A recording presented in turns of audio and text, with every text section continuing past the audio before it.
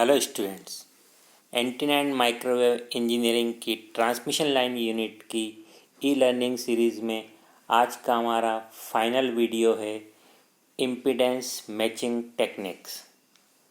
Impedance matching techniques आज के हमारे इस वीडियो के लर्निंग आउटकम है। Upon completion of this lecture, student will be able to understand the concept of impedance matching. आज के इस लेक्चर में हम इम्पीडेंस मैचिंग की ज़रूरत क्यों होती है और इसका इम्पोर्टेंस क्या होता है, इस कॉन्सेप्ट को हम समझेंगे। इसके अलावा हम जो भी इम्पीडेंस मैचिंग टेक्निक्स यूज़ की जाती है उसमें हम अंतर स्पष्ट करेंगे। Means we will differentiate different impedance matching techniques and finally we will find the design parameter for impedance matching। मीन्स हम इम्पीडेंस मैचिंग की जो डिफरेंट टेक्निक्स है उनको बनाने के लिए या उन सिस्टम को बनाने के लिए जो डिज़ाइन पैरामीटर्स है उनको हम समझेंगे। तो these are 3 learning outcome of this video lecture. Transmission line का हम यूज़ इलेक्ट्रॉनिक कम्युनिकेशन सिस्टम में ट्रांसमीटर से रिसीवर के बीच में इलेक्ट्रिकल कनेक्टिविटी के लिए करते हैं। मीन्स हमारा सिग्नल वोल्टेज करंट के फॉर्म में ट्रांसमीटर से रिसीवर के बीच में या जनरेटर से लोड के बीच में ट्रांसमिट होता है। और लास्ट टाइम हमने देखा कि ट्रांसमिशन लाइन का एक बहुत इंपॉर्टेंट पैरामीटर होता है जिसको हम कहते हैं कैरेक्टरिस्टिक्स इम्पीडेंस। इसका इम्पोर्टेंस क्या है कि ये कैरेक्टर इम्पीडेंस बेसिकली जो हमारे लोड के लिए ट्रांसमिशन लाइन का आउटपुट इम्पीडेंस होता है। और हम जानते हैं कि ट्रांसमिशन लाइन का इम्पीडेंस लोड के इम्पीडेंस से मैच करना चाहिए। मैच करेगा तभी हम बोल सकते हैं कि एज पर the maximum power transfer theorem, power will be transfer maximum from transmission line to load if characteristics impedance of transmission line matches with the load. But important question is that what happens when they do not match? Means transmission line का characteristics impedance load के impedance से match नहीं हो रहा है। Load की value कुछ और है और ट्रांसमिशन लाइन के इम्पीडेंस की वैल्यू कुछ और है। तो हम लास्ट वीडियो लेक्चर के अकॉर्डिंग हम जानते हैं कि मिसमैच की कंडीशन कहलाती है ये, और मिसमैच होने के कारण some power will reflect from the load और उस वजह से ट्रांसमिशन लाइन में स्टैंडिंग वेव बनता है। Means standing waves is formed in transmission line when impedance do not match. तो उससे हमें क्या डिसएडवांटेज होता है? तो हम जानते हैं कि अगर इम्पीडेंस मिसमैच होगा तो कम पावर ट्रांसफ़र होगी। Means less power transfer efficiency will be there for the transmission line. और इसके अलावा बार बार रिफ्लेक्शन और री रिफ्लेक्शन होगा तो ट्रांसमिशन लाइन में और ज़्यादा नॉइस प्रोड्यूस होगा, या हम कहें कि लोड पे घोस्ट इमेज प्रोड्यूस होगी। इसके अलावा रिफ्लेक्शन और री रिफ्लेक्शन होते हैं तो हमारी सिग्नल की स्ट्रेंथ का और ज़्यादा लॉस होता है। फाइनली अगर हाई पावर ट्रांसमिशन लाइन है और हमारा स्टैंडिंग वेव अगर हाई वैल्यू का बन रहा है, means maxima minima high value के बन रहे हैं, खासतौर पर मैक्सिमा, तो हो सकता है कि हमारी ट्रांसमिशन लाइन डैमेज हो जाए due to the breakdown voltage. तो these are the few disadvantage. So what we can do, अगर इम्पीडेंस मिसमैच है तो पहली बात तो हमें सबसे सिंपल सॉल्यूशन की क्या बात कर सकते हैं कि हम ऐसी ट्रांसमिशन लाइन चूज़ करें जो हमारे लोड के इम्पीडेंस से मैच करे। Means Z0 should become ZL। पर कई सिचुएशन ऐसी होती है जहाँ पर हम ट्रांसमिशन लाइन को भी हम चेंज नहीं कर सकते हैं और लोड को भी चेंज नहीं कर सकते हैं। और प्रॉब्लम क्या होती है, दोनों का इम्पीडेंस भी मैच ही नहीं कर रहा है। तो means in the situation when we can not change the load and line but their impedance do not match, तो उस केस में हम क्या कर सकते हैं कि हम उस ट्रांसमिशन लाइन को लोड से डायरेक्टली कनेक्ट नहीं करें और ट्रांसमिशन लाइन और लोड के बीच में जो कि इम्पीडेंस मिसमैच का केस है, तो उस बीच में हम एक टेक्निक यूज़ करें ताकि इम्पीडेंस मिसमैच होते हुए भी maximum power transfer transmission line से लोड में डिलीवर हो जाए। इस वाले केस में Z0 की वैल्यू कुछ और है और लोड की वैल्यू कुछ और है। मीन्स कंडीशन क्या है, Z0 is not equal to ZL। तो डायरेक्ट कनेक्ट करेंगे तो स्टैंडिंग वेव बनेगी, और स्टैंडिंग वेव बनेगी तो हमने देखा कि बहुत सारे उसके डिसएडवांटेज है। पर अगर हम दोनों के बीच में अगर हम कोई टेक्निक यूज़ करें, जिसको हम नाम दे रहे हैं यहाँ पर इम्पीडेंस मैचिंग टेक्निक, तो अगर ये टेक्निक यूज़ करेंगे हम तो हमारी पावर ट्रांसमिशन लाइन से पावर मैक्सिमम पावर कहाँ पे डिलीवर होगी, लोड पे, और हमारा रिफ्लेक्शन नहीं होगा। रिफ्लेक्शन नहीं होगा तो स्टैंडिंग वेव नहीं बनेगी और SWR की वैल्यू 1 आएगी। तो इन चीज़ों को हम बोलते हैं impedance matching technique. Impedance matching technique means अगर इम्पीडेंस मिसमैच हो रहे हैं और हम ट्रांसमिशन लाइन और लोड में से किसी को भी हम चेंज नहीं कर पा रहे हैं मैच के लिए, तो हमें impedance matching device transmission line और लोड के बीच में हमें यूज़ करना पड़ेगी। कौन सी इम्पीडेंस मैचिंग टेक्निक यूज़ होगी वो डिपेंड करेगा लोड किस टाइप का है। तो हम थोड़ा सा लोड की बात करें तो लोड बेसिकली दो टाइप के हो सकते हैं। एक तो प्योरली रेजिस्टिव लोड। अगर प्योरली रेजिस्टिव लोड है और ट्रांसमिशन लाइन के इम्पीडेंस से मैच नहीं हो रहा है तो हम दूसरी टेक्निक की बात करेंगे। और दूसरा एक और केस हो सकता है कि लोड कॉम्प्लेक्स हो सकता है। कॉम्प्लेक्स मीन्स ऐसा लोड जिसमें रेजिस्टिव पार्ट भी है और रिएक्टिव पार्ट भी है, उस तरह के लोड को हम बोलते हैं कॉम्प्लेक्स लोड। ये जो RL है ये resistive part of the load है और JX जो लिखा है that is the reactive part of the load. तो लोड रेजिस्टिव प्लस रिएक्टिव का अगर कॉम्बिनेशन है तो उस तरह के लोड को हम क्या कहते हैं, कॉम्प्लेक्स लोड।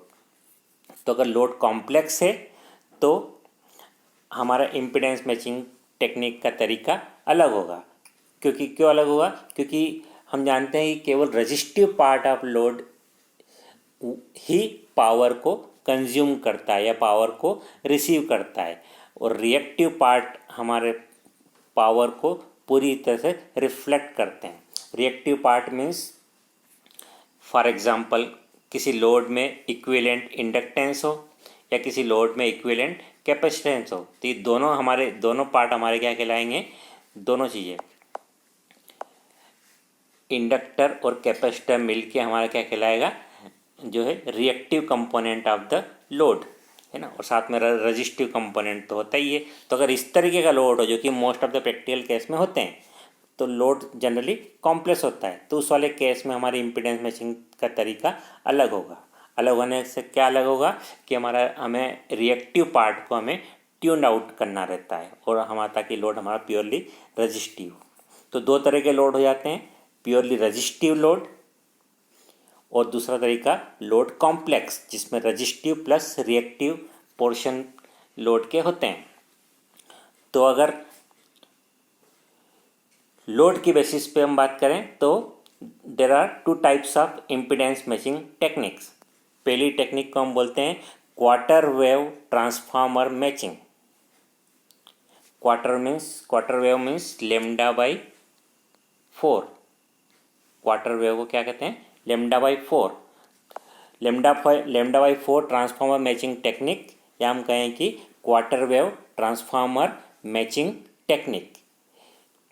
ये टेक्निक कब यूज़ करेंगे, जब लोड प्योरली रजिस्टिव हो और उसका इम्पीडेंस या लोड का रेजिस्टेंस RL हमारे ट्रांसमिशन लाइन के इम्पीडेंस से मैच नहीं कर रहा है। तो उस केस में हम मैचिंग कराने के लिए हम तरीका यूज़ करेंगे, उस तरीके को बोलते हैं हम quarter wave transformer matching.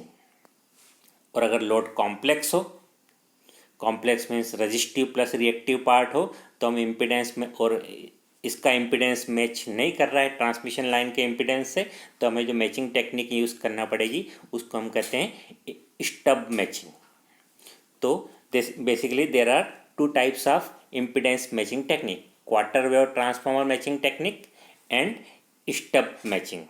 Quarter wave transformer matching technique कब यूज़ करते हैं, जब लोड प्योरली रजिस्टिव हो और that do not match with the characteristics impedance of transmission line.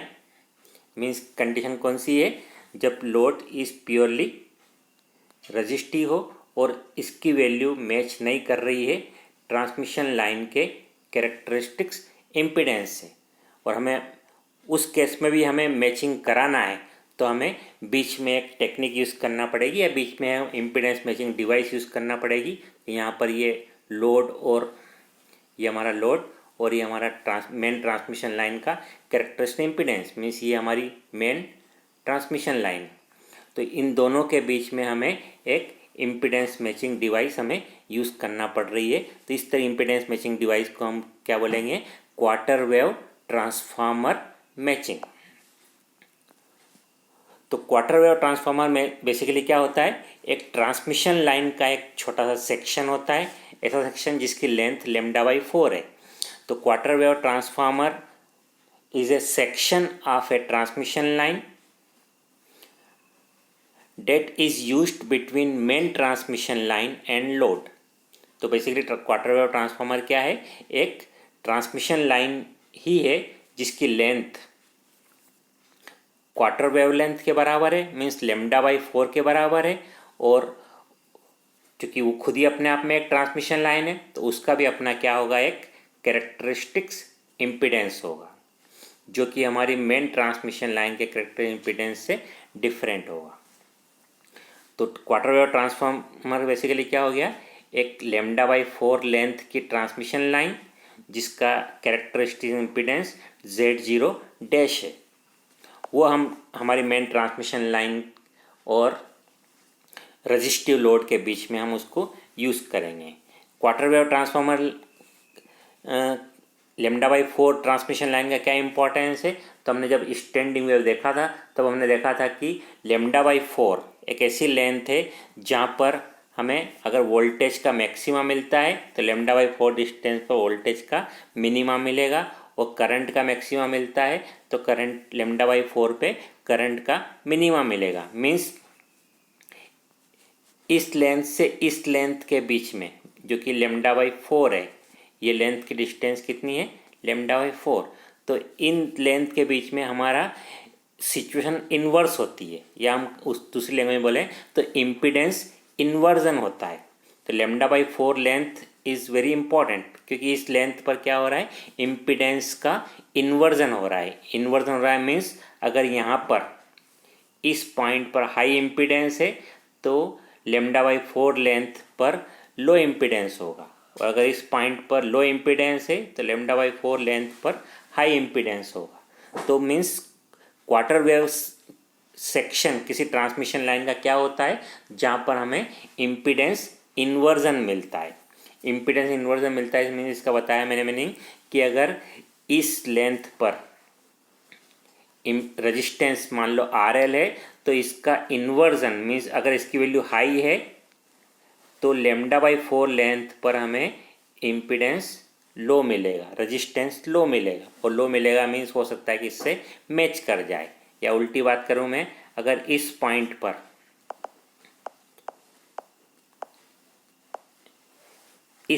पर इम्पीडेंस लो है तो λ/4 पे इम्पीडेंस का इन्वर्जन मिलेगा। इन्वर्जन मिलेगा मीन्स यहाँ पर इम्पीडेंस हाई हो जाएगा। हाई हो जाएगा तो हो सकता है कि वो हमारी मेन ट्रांसमिशन लाइन के इम्पीडेंस से मैच कर जाए।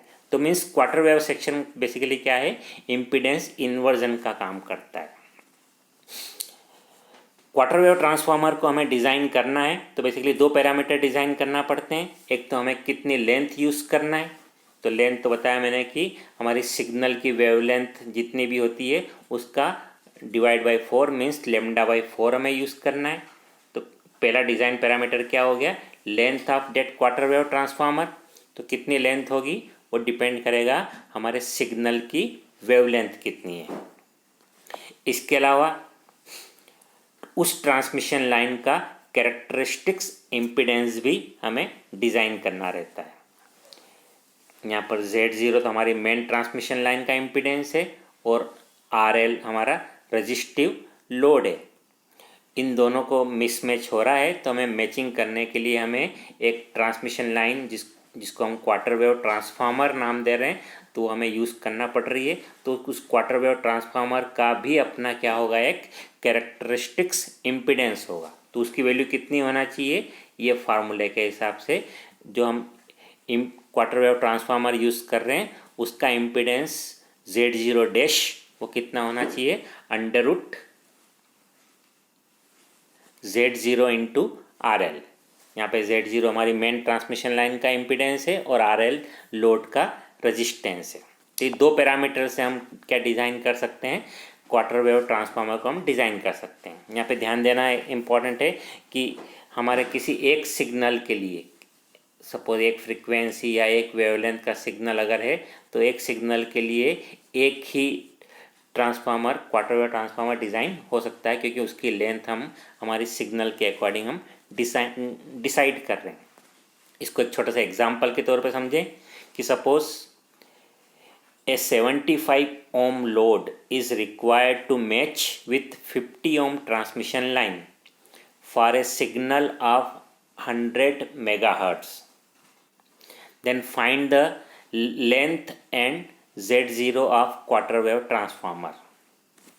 मीन्स एक 100 मेगाहर्ट्ज का कोई सिग्नल है, तो उस सिग्नल को हमें 75 ओम के लोड पे डिलीवर करना है with the help of 50 ohm transmission line. Means transmission line 50 ohm की है, लोड 75 ओम का है और 100 मेगाहर्ट्ज का सिग्नल हमें उस लोड पे डिलीवर करना है। मैक्सिमम डिलीवर तब होगा जब इम्पीडेंस मैच करेगा, पर यहाँ पर इम्पीडेंस मिसमैच है, तो हमें क्या यूज़ करना पड़ेगा, एक क्वार्टर वेव ट्रांसफार्मर हमें यूज़ करना पड़ेगा। तो इस केस में हमें क्वार्टर वेव ट्रांसफार्मर डिज़ाइन करना है, तो मीन्स हमें ट्रांसमिशन लाइन की लेंथ डिसाइड करना है कितनी लेंथ होगी, और साथ ही हमें डिसाइड करना है कि उस ट्रांसमिशन लाइन का इम्पीडेंस कितना होगा। तो इस वाले केस में सबसे पहले तो हमें फ्रीक्वेंसी दिया हुआ है, तो हमें सबसे पहले तो हमें क्या निकालना पड़ेगा, उसकी वेवलेंथ। हमें फार्मूला यूज करना पड़ेगा wavelength equal to C upon F। इस फार्मूले की हेल्प से यहाँ पर C speed of electromagnetic wave है और F इज़ द फ्रीक्वेंसी। तो स्पीड तो फिक्स है, हमें फ्रीक्वेंसी 100 मेगाहर्ट्ज दिया हुआ है, तो उससे हम क्या निकाल सकते हैं, वेवलेंथ। ये वेवलेंथ निकाल सकते हैं। तो हमारा वेवलेंथ कितना आएगा, 3 मीटर। हम सॉल्व करेंगे तो आंसर कितना आएगा, 3 मीटर। मीन्स सिग्नल की वेवलेंथ 3 मीटर है, और हमें उसकी बेसिस पे हमें क्या डिसाइड करना है, length of quarter wave transformer. तो length of quarter wave transformer होगा λ/4। लेमडा हमारा 3 मीटर है, तो λ/4 आ जाएगा 75 सेंटीमीटर या 0.75 मीटर। तो 0.75 मीटर की हमें ट्रांसमिशन लाइन यूज़ करना पड़ेगी, और ऐसी ट्रांसमिशन लाइन जिसका कैरेक्टरिस्टिक्स इम्पीडेंस कितना हो, under root Z0 into RL हो। तो Z0 हमारा 50 ओम है, Z0 50 ओम है और RL 75 ओम है। तो हमारा क्वार्टर वेव ट्रांसफार्मर का कैरेक्टरिस्टिक इम्पीडेंस कितना हो जाएगा, under root Z0 into RL। तो हमारा आंसर हो जाएगा लगभग 61 ओम। मीन्स हमें इम्पीडेंस मैच कराना है, तो हमें 0.75 मीटर लंबी एक ट्रांसमिशन लाइन यूज़ करना पड़ेगी। हमारी मेन ट्रांसमिशन लाइन और लोड के बीच में एक 0.75 सेंटीमीटर की ट्रांसमिशन लाइन का छोटा पीस या सेक्शन हमें यूज़ करना पड़ेगा। कौन सी ट्रांसमिशन लाइन, ऐसी ट्रांसमिशन लाइन लेना है जिसका इम्पीडेंस कितना होगा, 61 ओम। मीन्स हमें 61 ओम की Z0 डैश इक्वल टू 61 ओम की हमें ट्रांसमिशन लाइन हमें यूज़ करना पड़ेगी, और जिसकी लेंथ होगी 75 सेंटीमीटर। वो अगर हम यूज़ कर लेंगे तो उस केस में हमारी पावर हमारी मेन ट्रांसमिशन लाइन से लोड में पूरी डिलीवर हो जाएगी और हमारी पावर रिटर्न या रिफ्लेक्ट नहीं होगी, और रिटर्न या रिफ्लेक्ट नहीं होगी तो स्टैंडिंग वेव नहीं बनेगी। इस तरह के डिज़ाइन को या इस तरह के हम इम्पीडेंस मैचिंग जिसमें लोड रजिस्टिव होता है तो हम इम्पीडेंस मैचिंग टेक्निक को हम क्या कहते हैं, क्वार्टर वेव। दूसरी तरह की ट्रांसमिशन लाइन में इम्पीडेंस मैचिंग का तरीका है, उसको बोलते हैं हम स्टब मैचिंग। इस तरह की मैचिंग टेक्निक का भी यूज़ करते हैं जब हमारा लोड कॉम्प्लेक्स हो। कॉम्प्लेक्स हो मीन्स उसमें रजिस्टिव पार्ट भी हो और रिएक्टिव पार्ट भी हो, और हम जानते हैं कि रिएक्टिव पार्ट मीन्स जो कि कैपेसिटी इक्विवेलेंट कैपेसिटेंस या equivalent inductance of the load की वजह से आता है, और हम जानते हैं कि रिएक्टिव पार्ट कभी भी हमारी सिग्नल की पावर को कंज्यूम नहीं करता है, मीन्स वो हम पावर उस पर डिलीवर नहीं कर सकते हैं, है ना। मीन्स कैपेसिटर और इंडक्टर कभी भी पावर को कंज्यूम आइडियल केस में नहीं करते हैं और वो वापस पूरी की पूरी पावर रिटर्न कर देते हैं। तो हमें इस वाले केस में हम पावर हमारी रिफ्लेक्ट होगी, मीन्स 100% रिफ्लेक्ट हो जाएगी अगर प्योरली रिएक्टिव लोड हो तो, और प्योरली रिएक्टिव लोड तो कभी पावर कंज्यूम करता नहीं है, इसलिए कॉम्प्लेक्स लोड की बात करते हैं तो उसमें रिएक्टिव पोर्शन को हमें क्या करना रहता है, ट्यून्ड आउट करना पड़ता है। तो ये हम इम्पीडेंस मैचिंग का हम सोच सकते हैं। तो ट्यून्ड आउट करना है मीन्स जो हमारा लोड है, लोड जो कि कॉम्प्लेक्स लोड है, कॉम्प्लेक्स लोड है मीन्स उसमें रिएक्टिव पार्ट भी होगा प्लस रजिस्टिव पार्ट भी होगा। तो रजिस्टिव पार्ट तो हम पावर को कंज्यूम करता है, बट रिएक्टिव पार्ट कभी भी पावर कंज्यूम नहीं करता है। तो इसको हमें ट्यून्ड आउट करना रहता है, इसको हमें ट्यून्ड आउट करना रहता है। ट्यून्ड आउट करना रहता है मीन्स जो हमारा लोड है वो है ना, फॉर एग्जांपल लोड का रिएक्टिव पार्ट JX है, तो हमारे लोड को ट्रांसमिशन लाइन के अंदर उसका कॉम्प्लेक्स कॉन्जुगेट दिखना चाहिए। कॉम्प्लेक्स कॉन्जुगेट दिखना चाहिए, उसको मैथमेटिक्स बात करूँ मैं, अगर JX को हम बोल रहे हैं लोड, तो हमारा ट्रांसमिशन लाइन में हमें -JX ट्रांसमिशन लाइन में दिखना चाहिए लोड को, means load must see complex conjugate in transmission line, then only this portion and this portion can cancel out to each other, और हमारा लोड जो है प्योरली रजिस्टिव की तरह बिहेव करेगा, और हम उसमें केस में हम इम्पीडेंस मैचिंग करवा सकते हैं। तो हमें ट्यूनिंग करना रहती है। ट्यूनिंग करने के तरीके को ही हम क्या कहते हैं, स्टब मैचिंग।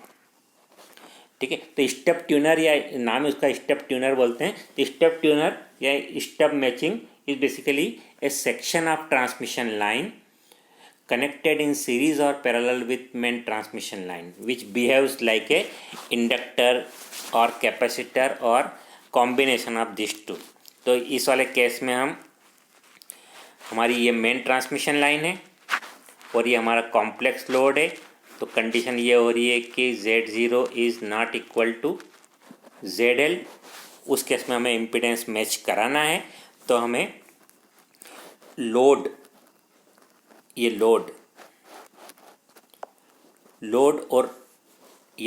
और ट्रांसमिशन लाइन के बीच में हमें एक इम्पीडेंस मैचिंग टेक्निक, ये इम्पीडेंस मैचिंग डिवाइस हमें यूज़ करना पड़ रही है। तो इस तरह के इम्पीडेंस मैचिंग डिवाइस को हम क्या कहते हैं, स्टब ट्यूनर, जो कि बेसिकली इक्विवेलेंटली क्या होता है, एक इंडक्टर या एक कैपेसिटर, या हम कहें कि इंडक्टर और कैपेसिटर का कॉम्बिनेशन होता है। प्रैक्टिकली क्या होती है, ये अपने आप में एक ट्रांसमिशन लाइन होती है। एक ट्रांसमिशन लाइन का छोटा सा एक पीस होता है, टुकड़ा होता है, जो कि हमारी मेन ट्रांसमिशन लाइन के सीरीज़ में या पैरेलल में कनेक्ट किया जाता है very close to the load. ये लोड के बहुत क्लोज मीन्स D डिस्टेंस पर, कैपिटल D डिस्टेंस पर हम सीरीज़ में या पैरेलल में, मोस्टली पैरेलल में कनेक्ट करते हैं। एक ट्रांसमिशन लाइन का एक पीस यूज़ करते हैं जिसकी लेंथ हमारी कहलाएगी L। तो एक छोटा सा टुकड़ा जो हम यूज़ करेंगे उसको हम क्या कहते हैं, स्टब ट्यूनर। ठीक है, ये हम यूज़ करेंगे तो हमारा ट्रांसमिशन लाइन का जो रिएक्टिव कंपोनेंट है वो ट्यून्ड आउट हो जाएगा, और हमारा ट्रांसमिशन लाइन का नहीं, लोड का रिएक्टिव कंपोनेंट ट्यून्ड आउट हो जाएगा और हमारा ट्रांसमिशन लाइन और लोड का इम्पीडेंस उस केस में हमें मैच हो जाएगा और पावर रिफ्लेक्ट नहीं होगी। ठीक है, तो दिस स्टेप ट्यूनर क्या करता है, उस लोड का रिएक्टिव कंपोनेंट को ट्यून्ड आउट कर देता है ताकि ट्रांसमिशन लाइन हमारी लोड हमारा प्योरली रजिस्टिव लोड की तरह बिहेव करे। इस वाले केस में हमें स्टेप को डिज़ाइन करना रहेगा, जो कि आसान नहीं होता है, बहुत कॉम्प्लिकेटेड होता है। हमें एक स्मिथ चार्ट टूल की ज़रूरत पड़ती है ना, जो कि हमारे अभी फ़िलहाल हमारे सिलेबस के बियॉन्ड है। पर हमें स्टेप ट्यूनर जब भी डिज़ाइन करना रहता है तो हमें 2-3 पैरामीटर डिज़ाइन करना पड़ते हैं। पहली बात तो हमें ये डिसाइड करना पड़ता है कि स्टेप ट्यूनर शॉर्ट सर्किट है या ओपन सर्किट होगा। नॉर्मली हम शॉर्ट सर्किट हम स्टेप ट्यूनर हम यूज़ करते हैं। शॉर्ट सर्किट मीन्स उसका जो माउथ है ऊपर का, जो एक एंड तो हमारे ट्रांसमिशन लाइन से कनेक्ट होगा, ट्रांसमिशन लाइन का, जिसको हम ट्यूनर बोल रहे हैं, और उसका दूसरा एंड को हम क्या कर देंगे, शॉर्ट। ओपन रखने पर क्या होता है, वो it will act as a antenna, जो कि एंटीना बन जाए तो हमारी मेन ट्रांसमिशन लाइन का पावर को रेडिएट कर देगा। तो हम कौन सा ट्यूनर प्रीफर करते हैं, शॉर्ट सर्किट स्टेप ट्यूनर हम प्रीफर करते हैं। पर ये ओपन सर्किट भी हो सकता है। साथ ही एक और डिज़ाइन हमें डिसाइड करना पड़ता है कि उस स्टेप को हम सीरीज कनेक्ट करेंगे या पैरेलल कनेक्ट करेंगे।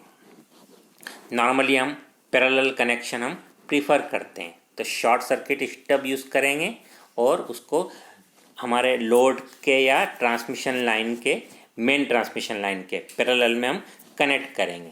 तो ये हो गया एक तरह के डिज़ाइन का।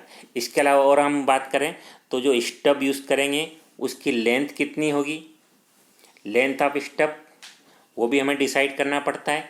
साथ ही उस स्टेप को हम लोड से कितनी दूरी पर लगाएंगे ये भी डिसाइड करना होता है।